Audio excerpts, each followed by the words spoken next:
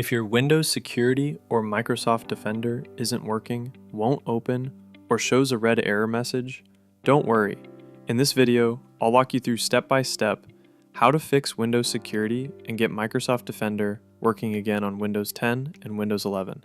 Let's begin. Step 1. Check Windows Update. First, make sure your system is fully up to date. Go to Settings, Windows Update, and click Check for Updates. Microsoft Defender is deeply tied to the update service, and missing updates often cause it to stop responding. If the service is running, but Defender still fails to open, we'll re-register it using PowerShell. Right-click the Start button, Windows PowerShell as an admin, and run this command. I'll paste it in the description. Press Enter and wait for it to finish. This command reinstalls the Windows Security app and fixes most missing component errors. Step 3. Enable Defender in Group Policy. In some cases, Defender may be disabled through Group Policy.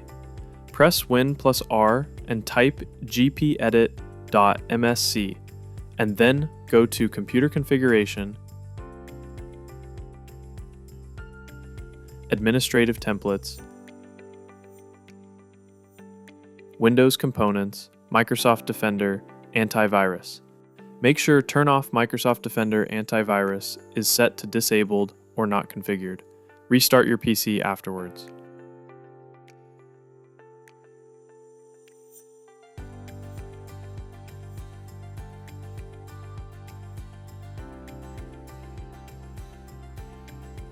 Step 4. Run SFC and DISM. If Defender is still not working, your system files might be corrupted. Open Command Prompt as administrator and run the following commands. Let the scans complete and then reboot.